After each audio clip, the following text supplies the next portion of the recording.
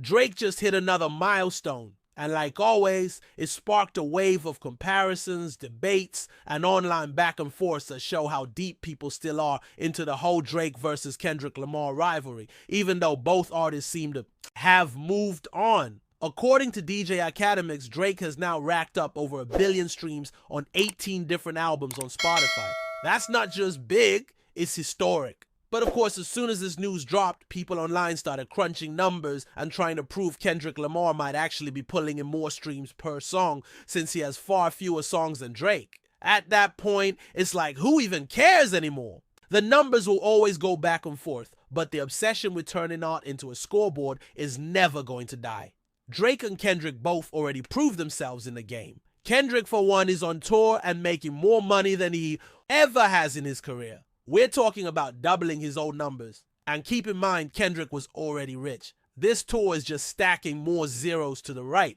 Drake, on the other hand, isn't a battle rapper, and people need to stop pretending like he is. Sure, he held his own in some recent lyrical exchanges, but at the end of the day, his strength has always been in creating hits, not diss tracks. Yet fans love rooting for the underdog and pretending it's still 2015. That chapter is closed. Time to move on. Now, while the music world keeps spinning, 50 Cent stirred up his own storm by saying he bets Diddy will be doing 20 years by the time all his legal drama wraps up. No one really knows how this case is going to end, but the fact that 50 keeps pressing the issue shows he's not letting up on Diddy anytime soon. He's made it personal. Meanwhile, Diddy's name keeps getting dragged into new conversations online. From rumors to testimonies, the internet has become a non-stop guessing game of what's real and what's exaggerated. Travis Hunter, also known by some as Zesty Hunter, got married recently. And at the wedding, he busted out some dance moves that people found a little extra. A lot of folks were like, bro, this is your wedding, not a TikTok showcase. Do your thing, but maybe keep that kind of energy in private. The internet doesn't forget, and when you go viral for something that's not entirely cool, it sticks. Then there's Sofia Vergara, who stirred up some heat of her own by saying she won't date a man who makes less than her. Keep in mind, she's worth around 180 million.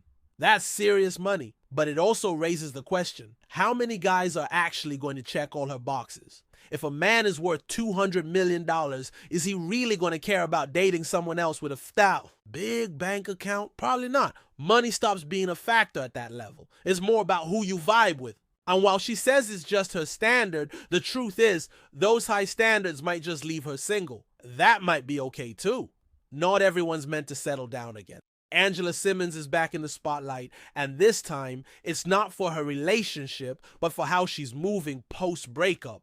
After parting ways with Yo Gotti, she's going full throttle with the thirst traps on social media. She's clearly trying to get noticed again, hoping someone new might step up. But here's the deal. Yo Gotti already took the stepdad role. He had kids, she had kids, and they tried to blend that. Finding someone else who's willing to take on that responsibility isn't going to be easy. Gotti was down for it, but that's not something a lot of guys are signing up for. Now it's a waiting game to see who'll slide into the picture next. DJ Vlad also decided to throw his opinion into the mix on Diddy's situation. He said he doesn't think Diddy's gay, saying if he was, someone would have already come forward with details that left no room for doubt.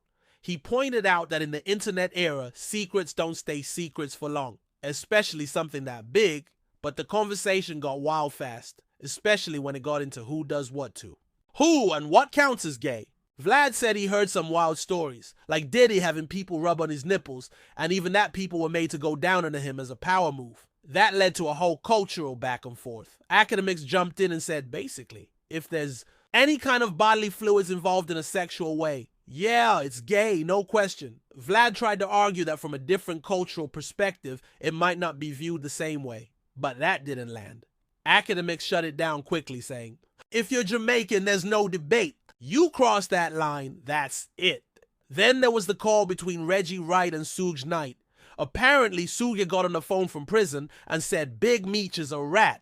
He also warned Wack 100 to watch his circle, claiming that some of Wack's people are also connected to Big Meech and could be playing both sides. Wack 100 responded like he always does, loud and full of confidence. He posted something that sounded like a warning, talking about knowing everything people have done and all the dirt they've buried.